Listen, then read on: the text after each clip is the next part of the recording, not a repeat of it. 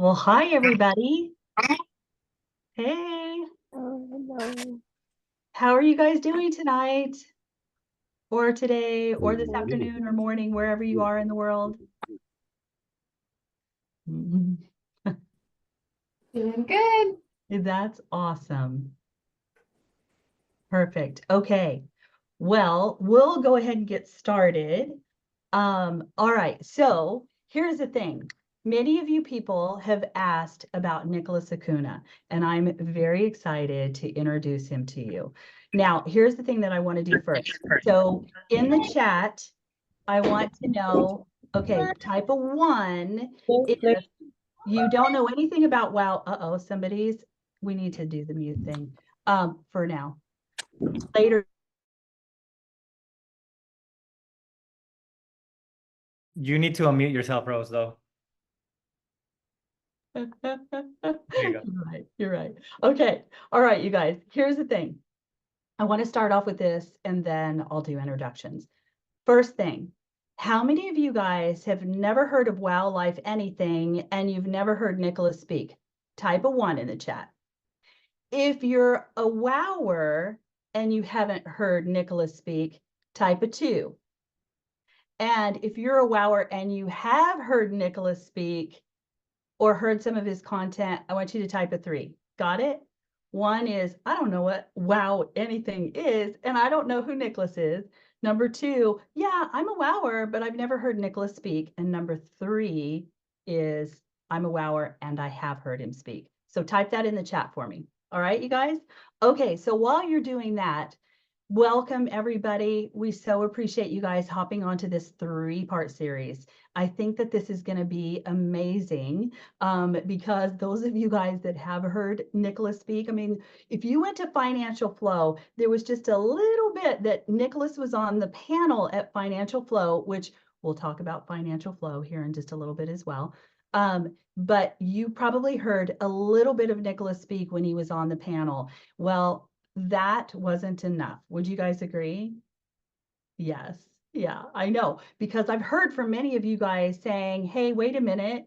What about Nicolas? We want to hear more from Nicolas. We heard a snippet of what he said on the panel and we want to hear more. Okay, well, this is the more, you guys. This is this is the unedited version over the next 3, right, Nicolas? Over the next 3 weeks, the 3 sessions is going to be the unedited version of Nicolas Acuna. So let me tell you a little bit about Financial Flow. Okay, so we had this event in Dallas. It was called Financial Flow, where we had some amazing speakers that came and delivered major content that we needed in regards to our finances and how to do kingdom finances or to be financially set to fund the kingdom. And those are just my, short words about Financial Flow. There, you guys, if you haven't heard of that, and if you want to hear more, then you can just, contact us and let us know, and we'll, send you some information on how to purchase it. More to come. We have a special treat for you in session 3 in regards to Financial Flow.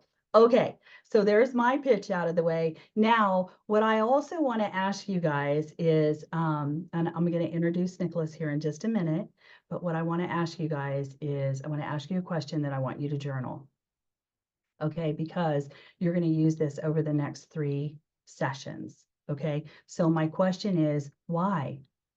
Why did you choose to hop onto this? What is it that you're trying to gain out of these next 3 sessions that maybe you're like, I feel like I need this, or this. I need you to write that down. When you write it down, when you journal it, it etches it in your heart, okay? It's starting to form a vision for you, okay? So you're hearing from heaven or the infinite, or however you want to say that, the universe, however you want to say that, that's you're hearing and it's working through you. So you're going to write it down as to, yeah, why did I do this? Why did I choose to hop into this session or this series? Okay, so I want you to do that. And I also want you to know that that we co-create. Now, Nicolas is going to lean more into this and he's going to like do some teaching on this. And we know that we co-create. We co-create with heaven. We co-create with God. We co-create with the universe, or again, the infinite. However you want to say that, we co-create. All right.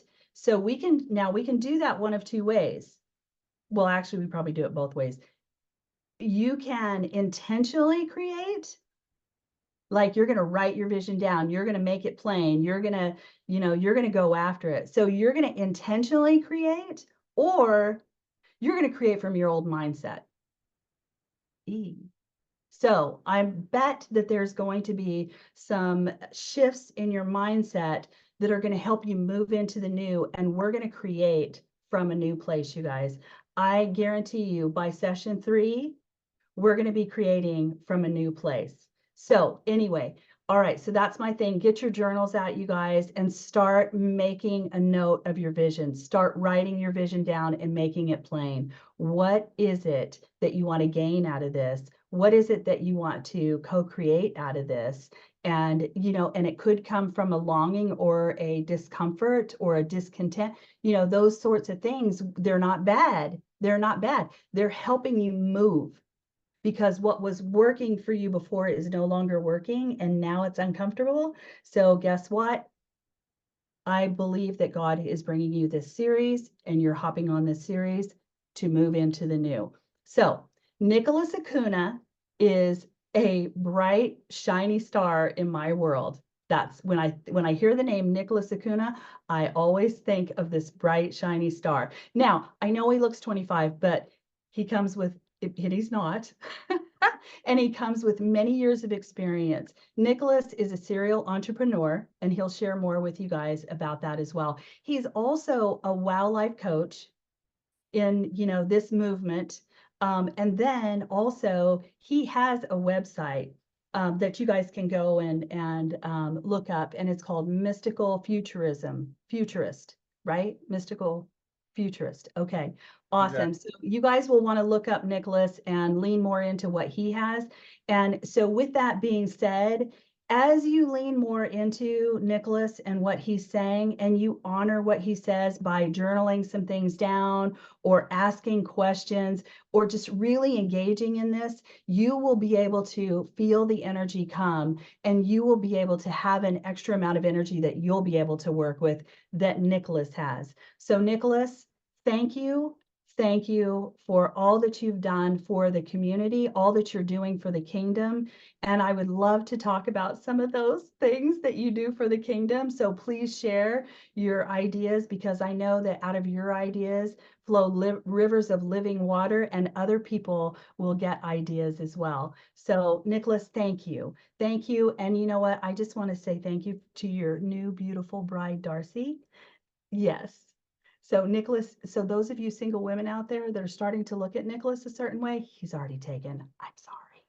And she's an amazing little woman. So, okay. All right, Nicolas, over to you. It's your turn. Awesome. Thank you, Rose. Thank you, everyone. Can you hear me? Yes, awesome. So, I'm going to share my screen for a second. Let me know if y'all can see it.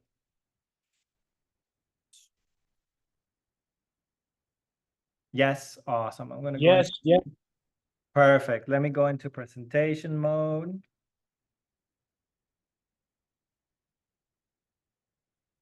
Okay. So before we get going, I just want to pray. Okay. Rose did a fantastic job getting us into that zone of beginning to pool, because right now there'll be a lot of energy, and if we pool and we know what we're wanting to ask, the revelation will come to all of us. And most likely I will say things that I've never thought of before, if I feel the quality of y'all's curiosity and the quality of you guys' hunger. It'll help us bring stuff that none of us have ever heard. That's just the way it works, So just if we can just pray quickly. Holy Spirit, thank you for wisdom. Thank you that you are among us. Thank you that we are the body. Thank you that it is your joy to release secrets. Thank you that it is your joy to see things from new perspectives. We invite you into our midst. Yep. And we bless the speaker and we bless all of us listeners. All right. Just meeting more folks. Okay, cool. So as Rose was saying, this is going to be a 3-part series. Financial Flow Futurism, and you'll understand why I'm calling it futurism here in a minute, right? It's not only about eternal principles, but principles that are going to be coming up in the next 10 to 50 years. I have a God-given ability to be able to connect the dots and understand what's coming in the future. So it's connecting that with eternal principles that we've been learning from Kirby. And as those two things connect, there are new opportunities, right? So that's why Financial Flow Futurism, and also because I really like alliterations. As you guys will see here in a little bit, alliterations are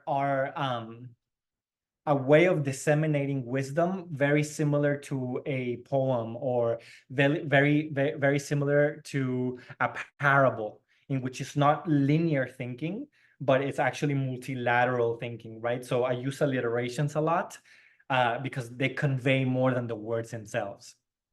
Okay, so in this 3-part series, we're going to talk about our co-creative power, right, as sons of God, money, and then by the 2nd and 3rd series about Bitcoin and how all of those things connect. I'm meeting some people. Okay, so in this session, 1 out of 3, right, just mentioned it, financial co-creative power, it's our birthright. Then we're going to talk about flow, how it's biological and energetical, and then how we are applying eternal principles. You'll see here in a second. And then I'll leave the futurism part for the next conversation. All right. So let's start with the first idea here. Even though it does look like the Pink Floyd cover, obviously it talks about, you guys are familiar with this image, right? It's light going into a prism and then it refracts into many colors. So why am I saying this? Because I want to introduce the idea of quantitative versus qualitative, okay? We know that light, when it refracts into all of those colors, they are quantitatively differently. We know that pink is different than blue, than yellow, right? We know that. We know the frequency of each color, and we can quantify the fact that they are in fact separate. But qualitatively, they're the same thing. They're all refractions of the one light. So the subset of a whole can be either different qualitatively, quantitatively, or the same from a quality perspective. Okay, so why is this important? Because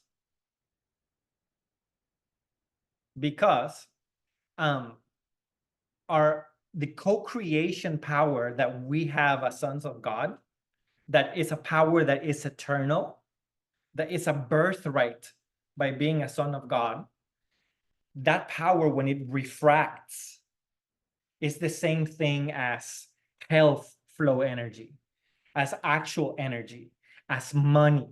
All of the different energies that our co-creation power can separate into. So money is just one of those energies that comes from our ability to co-create. Drawing is another one. Imagining is another one, right? Vitality is another one. Energy is another one. They're all just disseminations of the same power that God already used and continues to use to create everything. So why is this important? Because it means that the attraction of money into our being is a biological and a spiritual certainty. It comes to us the same way that all other energies come to us. And it's not a while we do have to learn how to use this certainty, it's really good news, because if we understand money to be a dissemination of the actual energy flow from God across all eternity into us, and we are made in his image, then the ability to receive money flow, finance flow, and then transmute it is a biological capability of the human. It's a biological capability of the sons of God. And while we still need to learn how to use it, right? It makes everything easier in our mindset, because knowing that it's a certainty, because we understand what it actually is, saves a lot of energy that we usually spend with all of our de facto frameworks. Well, I don't have money because I have to earn it, or maybe I don't get any money because of sin, or maybe I'm not smart enough, or you know what, I'll be rich when I get to heaven, right? All of that is a death mindset that doesn't take into consideration the fact that financial flow is a biological certainty. So if that is true, which it is, then the next questions are the next obvious questions. Wait, if it's a certainty, how do I learn the language? How do I tune into that energy, and how do I transmute it? Right? So as soon as you're beginning to ask those questions, boom, you're already in eternal mindset. Because like all of the co-creation power, it doesn't have a start, it doesn't have an ending, and it transcends throughout all dimensions. Co-creation power exists now, and exists in heaven, and exists in any dimension. So once we begin to understand it that way, not only do the death frameworks that might have lodged their way into our thinking, not only do they begin to crumble, but then they're replaced by better questions. How do I tune into and transmute this financial flow that is a birthright of the Son of God, a dissemination of the eternal power of co-creation? See how all of a sudden that hits differently? See how it goes to a different part of you? It's no longer, oh, it's here in my stomach based on nerves, but all of a sudden it's in resonance with your whole being. Now all of a sudden your spirit man perks up and say, ooh, birthright? An eternal energy? Let's transmute it into the here and now. Okay, so something very important is that eternity, it can't flow as it wants to if mammon metrics are incarnated into our nervous system. We might know a thing, and as I'm introducing it, you're hearing it in your ears and process it in your brain, and begin to digest it in your body. But what we need to do is actually incarnate this way of thinking into our nervous system by dislodging mammon metrics first. So what do I mean by mammon metrics? So we all say this. Like, imagine just your relationship with time. Well, I need to do this by the end of the day, or I'll get you this by the end of the week. And I have all of these monthly goals, and I have my quarterly earnings, or my year to date earnings for my company, right? That's a non-eternal relationship with time, because we make everything finite and finite and finite and smaller and smaller and smaller. So this eternal biological certainty of financial flow is trying to get into us and flow through us, but our nervous system needs to dislodge this time relationship of what is finite.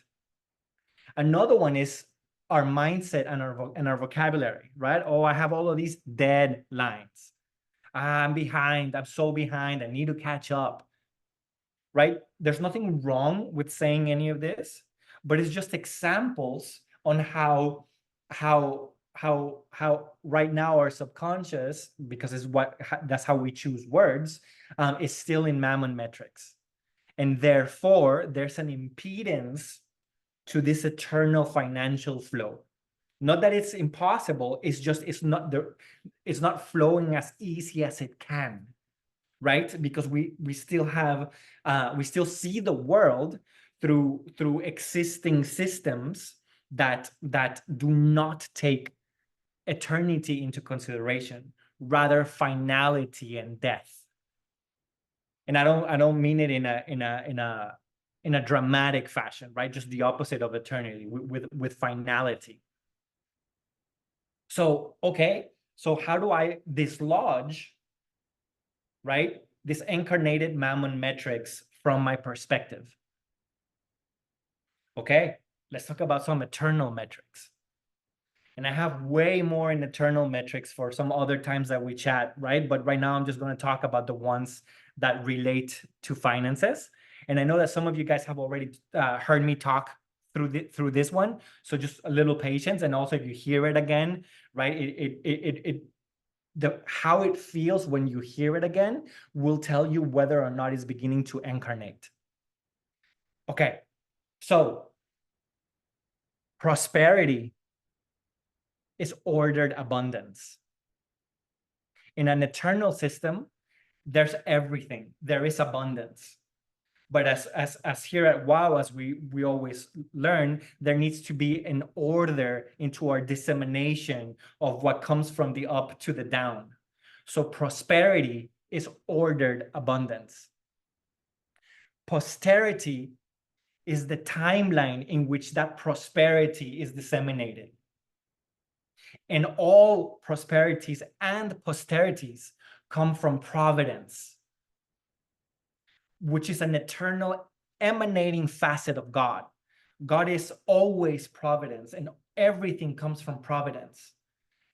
And it's organized into posterities, which are the timelines, right? So WOW, in a way, is a posterity. Case set it up as a posterity because it takes into consideration all his lineage, all the way back to the Huguenots, as well as it will live in posterity into the future, into future generations that we might not even know, because this emanation that comes from God, which is providence, is organized into a posterity, and what that brings forth is prosperity, which is an organized abundance. And the energy flow in this system of eternal metrics is the proceeds, right? So Isaiah 55:11, so my word that proceeds from my mouth will not return to me empty, but it will accomplish what I please, and it will prosper where I send it. So do you see in that statement how God is saying that it has an eternal nature, that it will always come to pass with the conditions that is ordered? That when it says that it will accomplish what I please, that means, right, that it's under a prosperity, and it will never return to me void. So that already breaks time. So that means that's a posterity, right? So it takes a couple of times to think through this, but there's no limit in these concepts. There's only nesting. One, the deepest one, providence, then posterity, then prosperity. They all resonate with each other. And resonance is a characteristic of eternal metrics. They never end, but they always resonate with each other. While mammon metrics pretend to be very organized, but they're only organizing finality and death. And we intuitively know this because there's some of these words, namely proceeds, that is already embedded into business talk. We just need to bring it forth into eternal metrics. So this is an example of why I was telling you guys that I really like alliterations, because alliterations can just in the patterning of the words, it speaks qualitatively to the resonance and is able to fit in all of this understanding in a rhyming pattern. Okay. So being under an established order is one of the main ways for the eternal metrics to start flowing into us. And some of you guys might already know this one, right? Kay talks about this one a lot, but I love it personally because it really brings the point home. So this is the sun, right? This is the earth, and then this is the moon. So hey, does the moon travel around the sun? Yes, it does. But the moon doesn't know that it's traveling around the sun, and it can't do it under its own volition. It needs to be serving the earth and traveling around the earth, and in its dedication to the earth, then the earth takes her around the sun. So how does then the moon do way more than it actually can, way more that she can think of or imagine? By being under an established order. The moon serves the earth, and the earth rotates around the sun, therefore taking the moon to places that she could never go on her own. And obviously, it's a cosmic metaphor for us, right? If we are under an order, whatever victories and whatever posterities and whatever organizations has already been gained by the order flow through us by the act of service, as opposed to having it to go rogue and gain it on our own. Which goes back to the idea of some of the Mammon metrics that are very prevalent in the West, the idea of the self-made man or the self-made woman. There's a weird badge of honor, at least in the West, in business, by saying that you are quote unquote self-made. That is an ego play by Mammon to dislodge you from order, to dislodge you from body, to dislodge you from eternity. I don't want to be a self-made man. I want to be part of the body. And I want to succeed because we're under order, and the blessings flow under order. And eternity can flow under order.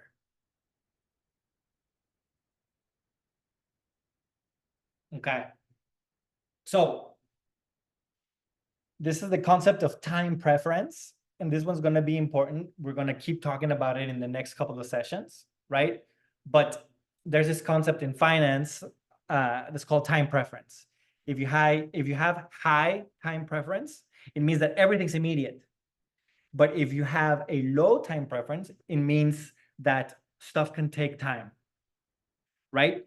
So I equate a high time preference with a death mindset. Everything needs to be immediate. There's scarcity everywhere. We're running out of stuff. I need it now. And I'm always in fight or flight. Oh, is this enough? I don't know if it's going to be enough. It's going to run out, right? Again, not that it's evil, but it's a mindset that seeks its similars to keep you in it. And if we have a low time preference, aka a life mindset, right? It's not that we need things immediately, it's that they're ever present. There's not scarcity, there's prosperity. I'm not running out, stuff is constant. And I'm not in fight or flight, right? That isolates you, but I'm opened up to a multidimensional consciousness. So a very simple example that we all deal with is, oh my gosh, I have to pay this bill, and I have 3 days to pay this bill. There's a layer of reality, right? At this level of the universe, in which, yeah, that bill needs to be paid in X amount of time.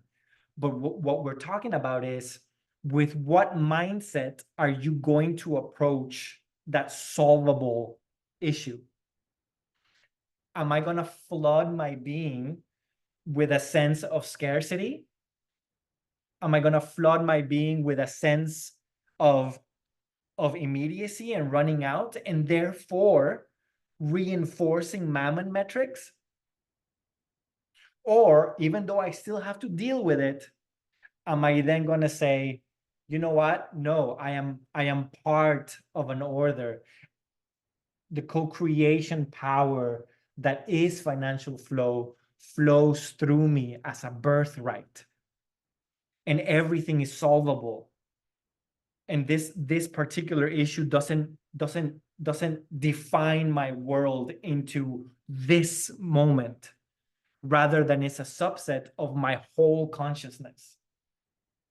Not only is it scientifically proven that not overly fixating in a thing solves it, right? Not only is it scientifically proven that if you have a broader view or broader scope of how you're addressing a thing, that's the space where creativity and new ideas and out of the box thinking and resourcefulness comes to solve the problem. And it's not a mindset only to solve a particular problem, but when we start tackling problems from this mindset, what we're beginning to do is incarnating eternal metrics, incarnating a multidimensional consciousness as opposed to local and immediate consciousness. And as we do that, now there's space inside of us for the eternal financial flow that is a biological certainty to actually have airtime in our consciousness, to actually have the right frequency inside of us to actually germinate and to open up. And it's a subtle but very powerful change. We all know how it feels when we're tense, right? It's restrictive, and we get tunnel vision. All of these are analogies of restriction and of the lack of how much energy and information can flow into us at any given point. But if instead we're open, and if instead we're not overly nervous, and we train our bodies to do that, then this biological certainty can be not only understood, but it can flow through us. Okay, so I just said a lot of heady, aka intellectual things, and I just want to talk through a meditation on how to do this in our lives practically. And I can attest that this has worked for me to keep the correct mindsets, right? I do it almost every day. And it's a play on a meditation that Kirby teaches, but I just made it my own with a little more nuance, right? And I'll explain it to you guys. So this is the Ankh cross. We usually associate it with being Egyptian, but actually it's been a Christian symbol, and it's been used throughout the centuries as a Christian symbol. The idea is that it's a cross that has a circle at the top. So this circle at the top, it's the waters from Genesis 1-2. Is the waters from the Tohu Babohu. Is the waters that are the void that can become anything when the spirit broods on top of them. Okay? Which then means that when we throw our intention into the cross, it goes through the waters and then it becomes. So for example, on one side, on the left side, everything you want to dislodge, every mindset that you want to dislodge, every reality that you want to dislodge, you send it up the cross, it goes around the waters and then out of the cross. And as you do that, you imagine it going black and white. And then at the same time, the reality that you do want, the perspective that you do want, you imagine it going up the cross. Once you hold it in your mind's eye, you imagine it going up the cross, across the waters, right? Because it is our spirit that's brooding over those waters that can then become anything, and then out this side of the cross in color. And as we're going through this meditation, we're accessing the place in the void, not only to create, but also to uncreate. And it's the same thing, right? It needs the energy of what you're uncreating, and it uses that energy then to create what you do want. So many of us stop short and only say, hey, I don't want this anymore. I don't want this anymore. You know what? I really don't like this. But what's actually happening is that we're just recirculating that thought pattern inside of us, even though we're saying that we don't want it.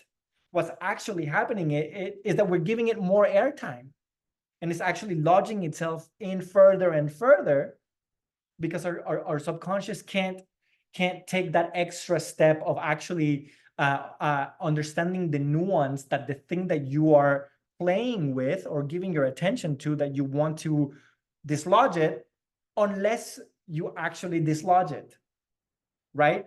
So that's why the trick of bringing it into the cross, right? The place of all restoration, and then imagine it losing its color as it leaves your line of sight. And as it loses color, that is a very important cue to your subconscious to cease from partnering with that reality. You take the amen off that you would give with your emotions, right? And then conversely, the things that you do want, the perspectives that you actually would like to incarnate into you, you send it through the cross, which is not only the place of restoration, but it is the center point of the above and the below. And as you send it up the cross into the Tohu Babohu waters that can become the anything, you give it color, and then you expand it out.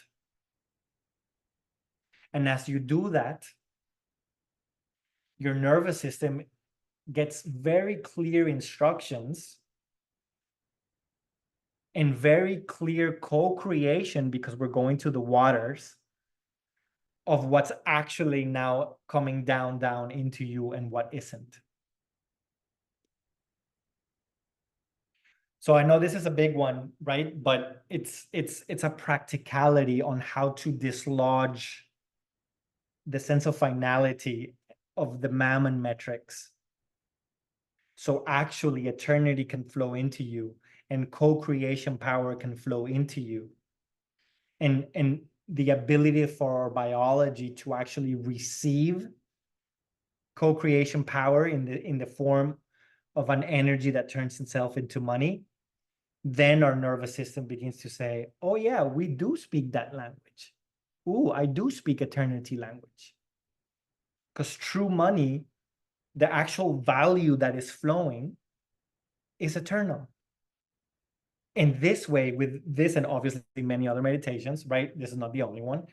Then your body begins to say, "Oh, I do speak that language, and I don't want to speak this other language anymore." And that is how we grab some concepts that we've been talking about that are heady, and we make them practical. Some eternal concepts on the above, and we bring them to the below through our nervous system, which is the mimicking of the cross, because our nervous system can exist in multiple dimensions at the same time. And there, I have more to share still, but when we meet next time, I would love it if I could hear from y'all on doing this meditation, and I'll share about me doing this meditation. And I would love it if you can just share some examples on your experience on doing it, not only black and white and erasing it and giving it color, but actually going to the waters and see if you feel more oomph in it. Okay, going to the waters where the spirit can brood over it and give form, gives this meditation an extra sense of power and reality. So I implore you that if you're going to play with this, if it resonates for you to play with this meditation, be in a good place, in a creative place of what you want to give color to. Because going to the waters is you're actually playing with the building blocks of our reality, right? So the more creative and the more detail you can give to both the things that you're undoing and the things that you are creating before you send it to the cross, the more effective it will be. Okay. So I'm very much looking forward to hearing from y'all on how this went when we meet next. Okay. I'm going to switch here to the next idea. All right. So what is money then? What is money then? We keep talking about all of these concepts, some ethereal, some death ones, some eternal ones. So what is actually money? So this is a complicated question that in order to begin to address it, right, what we need to do is, and if you take anything from today, is this is the most important part, because this will set the stage for the next couple of sessions. We need to separate the value from the container or the medium in which it flows. Right now, we think that the dollar is money. No. The dollar is just a representation of value, right? The dollar and the dollar system, it's the container in which that value is placed on top of in this point in history. It's the medium by which we disseminate portions of value creation with each other. So it's very important to separate those two things, right? Value is what is the eternal co-creation form. And throughout history, Hey, Mary. Come on. Throughout Come on, Jerry. Come here, puppy. Hey, we're hearing someone's puppy. It's all good. Yeah, so throughout history, the container in which that value flows has been different. Sometimes it's been seashells, sometimes it's been gold, it's been oil, right? Right now it's the fiat system, governmental issue money, right? That's the container and the medium, but it's not in essence the value that gets created. It's just where that value is placed upon so that it can be given and transacted in this three-dimensional world. But those are two separate things. Okay. So value flow, right? Co-creative energy, solutions. When we come up with a solution in a business, that's the solution itself, the technology itself is the value, efficiencies, innovations. That's the actual quote unquote financial flow, right? And the container or the medium is a physical or a digital abstraction of this eternal thing. And these containers or mediums are usually a network, because one of the main points is that then we can grab this abstracted eternal value and then transact with each other. So if my money is leaves and your money is lollipops, we can't transact, right? So the digital abstraction or the physical abstraction needs to be networked in a way that we can all agree that that is the boat in which we are going to put value and transfer it to each other. Okay. This container or medium is tied to the technology of the time. Whatever the technology of the time is what will create this little container, right? From the Stone Age, right? And then all of a sudden to the creation of the first Western civilizations, what we could do was metallurgy. What we could do was a certain modicum of mining, and therefore silver and gold was able to be the physical abstraction of value that was networked because gold existed everywhere in the world. And we could actually create it into coins or lingots because the tech of the time allowed for that. Didn't allow for more, but it allowed for that, right? So what's really important to understand is that this changes historically. A constant of civilization has been that the container or medium that houses flow, that houses value, changes. And it changes to the proportion of the technology of the time. Another really important idea here is that the medium, right, this container, characterizes the flow. It's not the only thing that characterizes the flow, but it sets parameters for the fidelity of the flow. Scoot over. I'm about to do this beside there.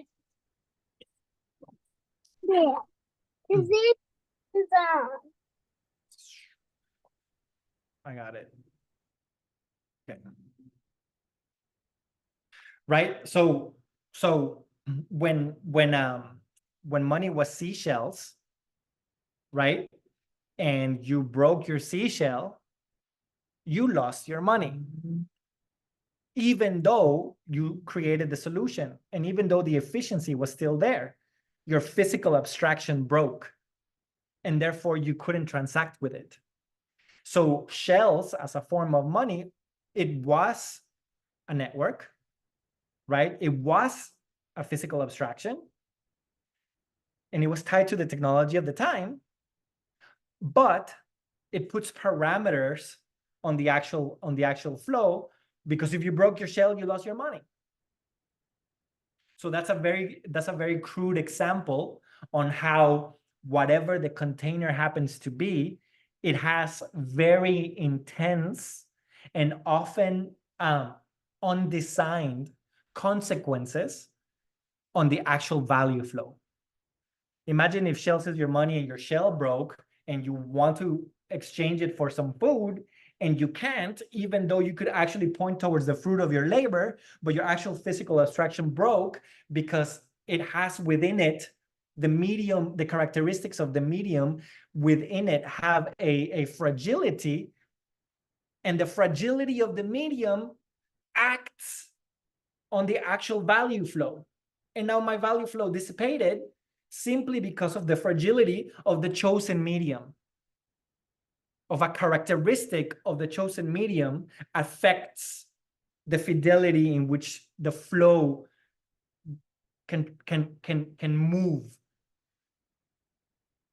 Okay, so this is another very, very important concept that we're going to build upon in the next couple of sessions. Okay, so value flows in a medium via eternal principles and via medium-based principles.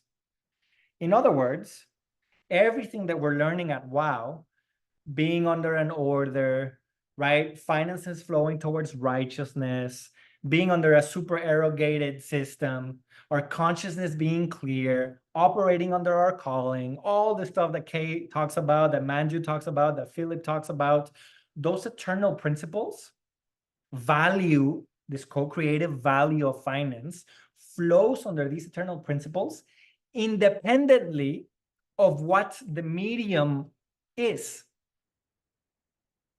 In a money-based system of gold, being righteous still worked just the same that it works under a dollar system. Having a clear conscience works whether you are selling shells or whether you are transacting in oil barrels, right? These eternal principles that WOW teaches work independently or work in every single medium throughout the history of what we call money. But depending on the medium that we happen to have at the present moment or at any moment, that houses and moves that value, there are medium-based principles. For example, relationships with governments.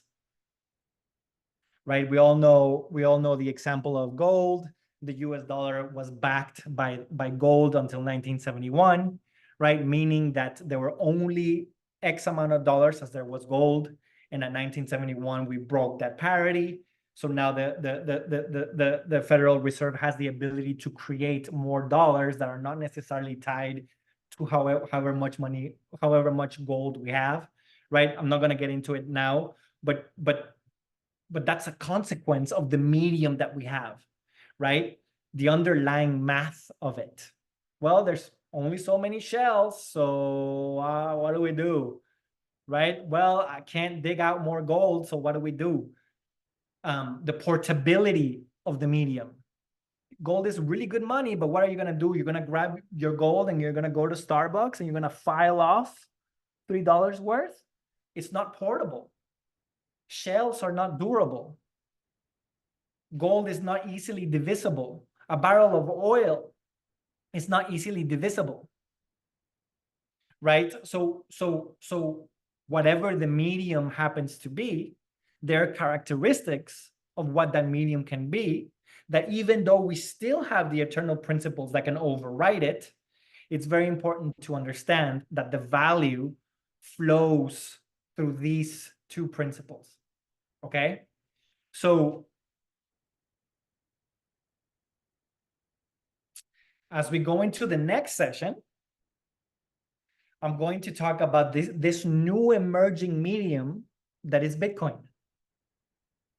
In the history of money, the things that host the value, we're living through one of those changes now. From shells to pelts to silver to gold to debt to oil to government-issued currencies, now to a digital currency in Bitcoin. So, of course, all of the eternal principles still work, right? Nevertheless, because we know that the medium characterizes the flow, what are the principles of Bitcoin that then affect how this value can now flow? Does it do it positively? Does it do it negatively? Well, the arc of history always tends toward progress, like Martin Luther King said. So every single time that we've switched the container of value, every single time that we've switched a physical abstraction of eternal value, there has been more fidelity and more abundance. So there's nothing to say that the next switch won't be the same. Okay? And the physical and digital characteristics of this new medium allows for things that have never existed before, to the same degree that the present economy, as limited and as good as it is, has yielded the world that we see today. And it didn't exist before because we didn't have the ability to digitize value until now, and therefore transact with everyone over the world. And the whole world became a market. It had its negative externalities, and we'll talk about those later, right? But the current economy, in great part, is in proportion to the characteristics of the container of this eternal value, namely the digitized dollar. And now we can transact over the internet. Can't do that with gold, can't do that with oil, right? So I only say that as an example of how massive a change we're about to embark when the medium of eternal flow changes. So it behooves us to understand its new characteristics while keeping the eternal characteristics at play and downloading them into our system, so that then the church can create something that has never existed before. And that's how we solve our Father's problems. All right. Thank you, everyone, for tracking with me. Thank you for hearing all of this stuff and letting it sink into you. Yeah, we're almost at an hour, Rose. So I'll share the presentation with y'all and the recording as well. So you can sift through it again if it resonates with you. Yeah, so we can maybe do some question and answer, Rose. How are we looking like on time? No, I think that's great. I think that would be awesome.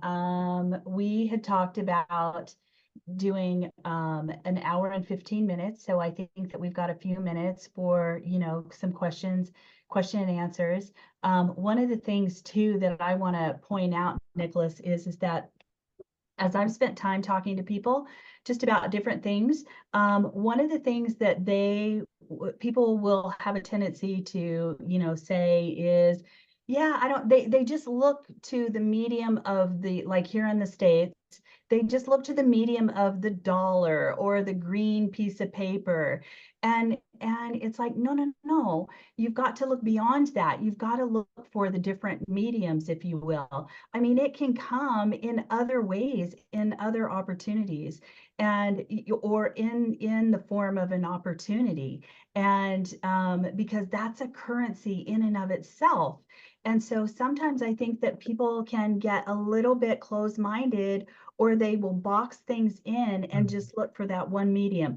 So I'm going to kick us off with the first question. And then you guys, if you have a question, just raise your hand. But here's my question to you, Nicolas, as you've spent time talking to people about, this sort of thing. What would you say to somebody when they're only looking for the paper, or they're only looking for a particular type of medium? They're stuck on a certain type of medium. How do you address that? Yeah, great question. And I can use my example of my own life of how I transitioned from that more limited view into a bigger view. It was getting rid of fear. When I actually asked myself, first of all, how is that working out for me? Not too good. Right. It's just not working out, if we're honest. And then the second question is like, okay, so why do I have this limited view? Like, you know what? I'm afraid that I won't be able to do all of the things that I want to do and fulfill all of my responsibilities, right? And we use that fear to justify our stance. And sometimes we use responsibility, a sense of responsibility, to mask fear and try to convince ourselves about that on a Monday morning. So being really honest with ourselves that, hey, am I hiding my fear under the mask of responsibility? Or is actual responsibility to put that fear at the cross and look higher? Yeah, that is so good. And Nicolas, here's the interesting thing too, is that sometimes we have to like sit with it and really dig down into what is the fear? What am I actually afraid of? Because, sometimes you're like, no, I don't want to look at it. I don't want to see it. I don't want to talk with it. I don't want to know it, But the thing is that if you don't know what that fear is, how are you going to really be able to address it? How are you going to be able to address that paradigm that really needs to be eradicated through the meditation that you gave us, Totally. And sometimes we do this weird thing here in the West that the only way to get rid of an issue is if I dig and find that thing that happened in my childhood and like look at it a million times, right? When sometimes fear is just a resonant state of having mammon metrics, of having limited mindsets. And as soon as you start incarnating a higher eternal mindset, fear no longer resonates with that mindset, and it just leaves without having to go to the psychologist a million times, even though that's also a way to do it. Yes. Yes, because sometimes we'll be directed. Sometimes that is, Debbie, I'm coming to you, but sometimes that is the currency that is spoken to us, like go to the doctor or go to the da da da. That could be the medium, the currency that brings us to that healing, or whatever. But sometimes it isn't. Sometimes it's just merely, like changing your mind, dealing with that paradigm and having a higher thought, like, oh, why have I thought that all these years? Anyway, so good. Mhm. So good. Oh my gosh. Okay, Debbie. My gosh, Debbie, I haven't heard from you in a while. I'm excited to hear from you. Go for it. Hi there. Sorry. Hi.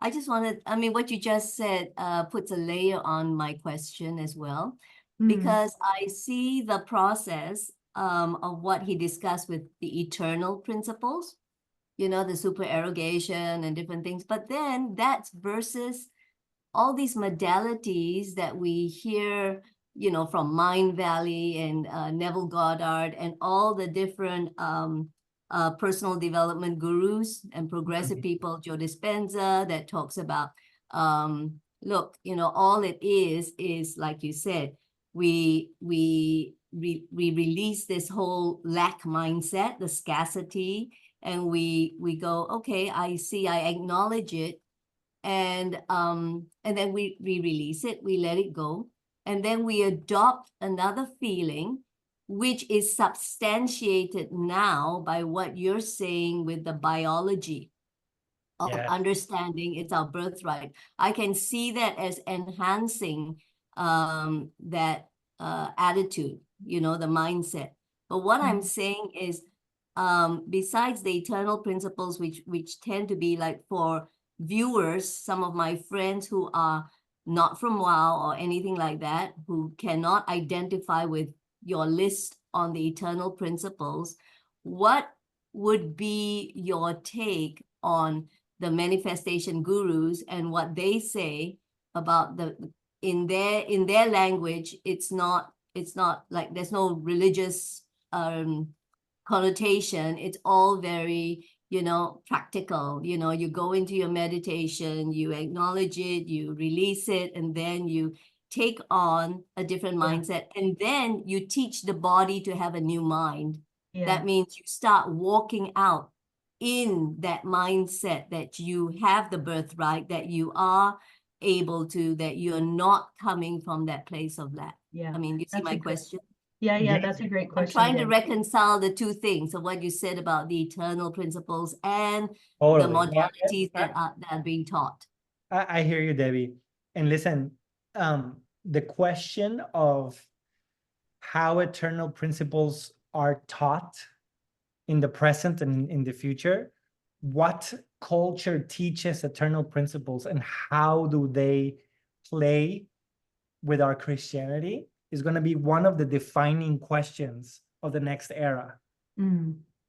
Because God gives truth to all of his children. And they might dress it through their culture. And we're dressing it through our culture. So they all have layers of truth to it if the consciousness of the teacher is right. And then we use our own judgment to see if whoever's saying that stuff through their own culture is adding manipulation to it or not. Right? So then how do we compare that to Christ? Well, Christ and the cross in this particular instance is that teaching superpowered. And it's the same teaching, but it's superpowered. And the entrance into that superpower is laying down your life. Is the part where you're humble. Right? And many of these other teachers, while teaching a dissemination of truth dressed in their culture, omit that part because that's a hard sell. Not that they won't get there, and not that it won't have a modicum of success, because an eternal principle is an eternal principle. So our job is to understand that difference and not judge it, and have enough maturity to see the differences and not automatically say, well, I'm better. Mhm. but be actually able to observe and decipher. Yeah, that's really good, Nicholas. Thank you. Thank you for that. You know, even though there is, you know, an audience that can subscribe to other, you know, other higher powers, or however people say that, ultimately we know, you know, there's a major power, a superpower. And so anyway, Debbie, thank you for that question. Okay, so Nancy, yeah, Nancy, you go for it. All right, thank you. Well, I've got a business idea, but here's the mix in it is that, you know, it's for such a time as this, where there's so many people who don't even know about the Lord. And words are so cheap. And so art is a way that Mhm. can speak to people, and like music, and it can override, because there's just been the information age has just worn everyone out. And so I have this idea, and so my question, I'll just tell you what it's going to be, but then I'm going to tell you about the process, because I'm trying to see if there's a market for it, but maybe me looking in the way I'm looking is not giving me the answer. So here's my idea. I'm an eBayer, and I'm thinking about designing some things with resin using the elements and using light. Like I have a vision of creating a framework of a man, and then him being a light being, and that can be done, you know, with lights in different ways. And the element of fire and wind and the ocean, the water, where it starts an internal conversation, and you know, with God's power in it and that anointing, people are going to be drawn to it. So just imagine like a little globe figure, a small one, and a light is coming through it. And so it speaks, you know, and then maybe it shows kind of like flames coming out. It goes on and off. And or you know, the elements of, you know, where you see the froth of the beach, where it's symbolizing wind, or you know, waves, or what have you, that can be done. And then with a calling on it, you know, so that's what I'm thinking about doing. And so what I've done so far, just to kind of see, because when you're an eBayer, you can check and see what people are actually purchasing, and just trying to find that.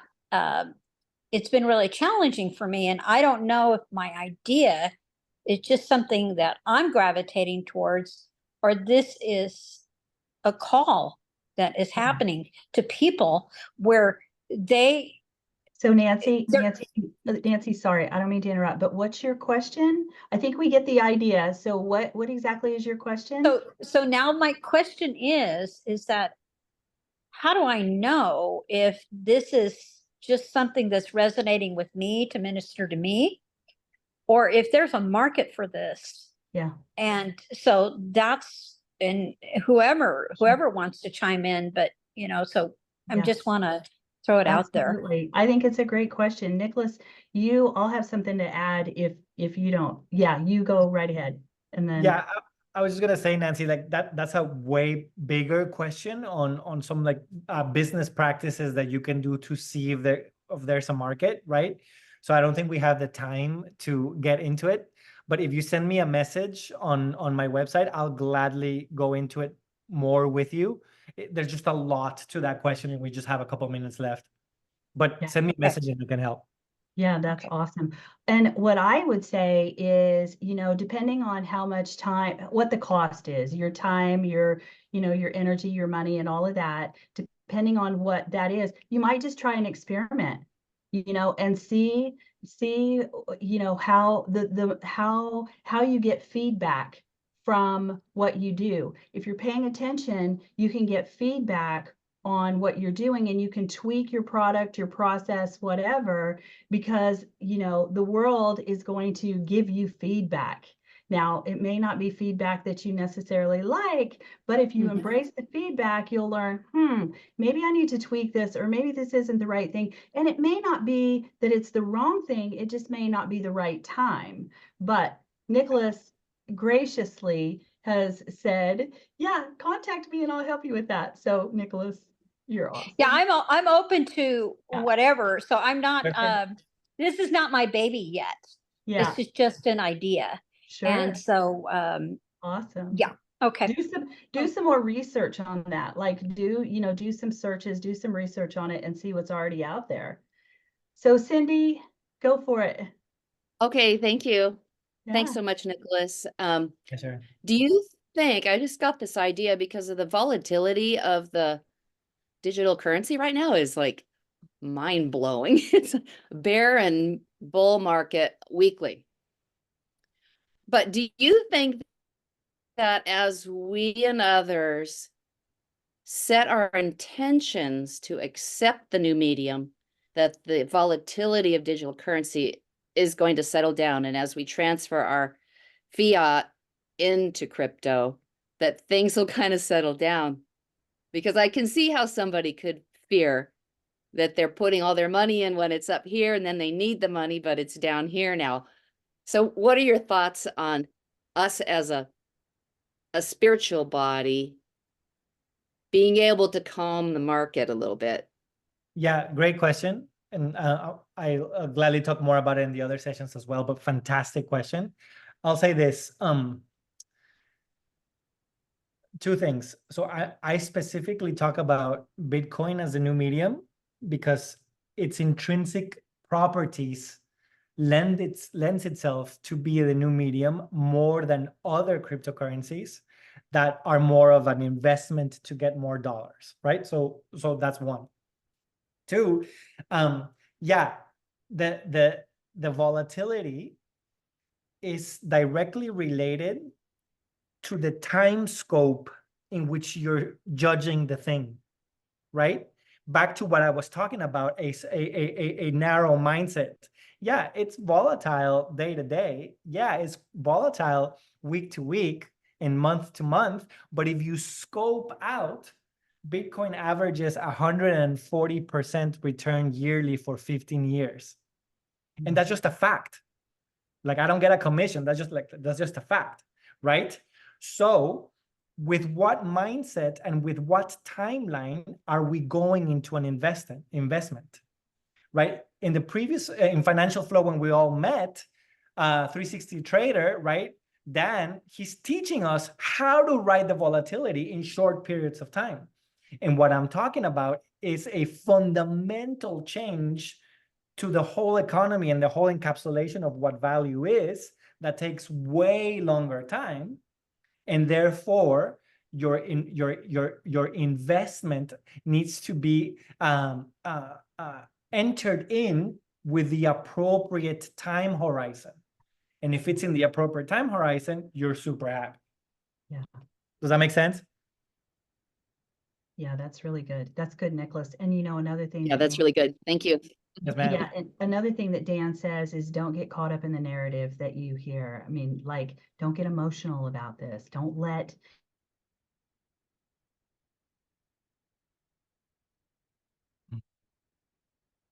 Did Rose freeze or did I freeze? you're unfrozen now.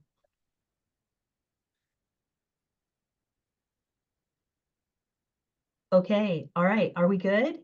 I think we're good, right? And Nicholas, is there anything else any final thoughts that you have that you want to add before we close out? Just thank you. I felt your curiosity. I felt the quality of your curiosity. And I did say things that I've never said before, and that's because of you. So we're a body, right? Today I talk, right? And another day it'll be another one of you. So the talker needs the listener. Right. So thank you guys. Thank you for listening with such intent. Yes. And yeah, please do the meditations if you feel led to it. And then we can share stories when we come back. Yeah, so beautiful. And you guys, So here's what I'm going to ask of you guys to do, because this was golden, right? I mean, this was a golden message for us, and it's very, very timely. It's a very timely message to tag on to. Like going back to the financial flow, that was a time portal. I mean, it was a timestamp on financial flow when we were in Dallas. I mean, it was like a marked time. And so what came out of that was the cup was still overflowing even after financial flow. And so what you guys are getting from Nicolas, you know, and these next 2 sessions tonight, and then these next 2 sessions that are coming, is the overflow. And so we're still drinking, you guys. We're still drinking from this cup. It's amazing, and it's really good wine. And so anyway, what I want you guys to do is I want you to honor it by sharing it, you know, making comments out there on the different mediums that you use to post this stuff, and just share with the people, like, what was your golden nugget? What was the main thing that you got out of tonight? Because there's a couple reasons for doing that. One is you're honoring Nicolas for his time and for his efforts that he put into this and his energy. But then also too, it's honoring those that need to hear this word and that need to lean into this and gain more knowledge and understanding, right? Because it's a form of spreading the gospel. So you guys, thank you. Thank you for participating. And like Nicolas said, thank you for leaning in with your energy. And yes, there will be the replays. We're gonna, you know, get that posted, and I'll get them sent out to you guys. But until next week, you guys, please be posting things online, and sharing what your takeaways were about tonight. Because I wrote down in my book some Nicolas Acuna quotables. So yeah. So anyway, you guys, we will see you next week, and thank you again for joining us. So have a good night. Bye, Good night, y'all. Thank you. everybody. Good night. Bye. Bye. Thank you, Nicolas. That was amazing. Thank you, Bye. Thank you. Nicholas. Thank you, Nicolas. My team. Thank you, Love Nicolas. y'all.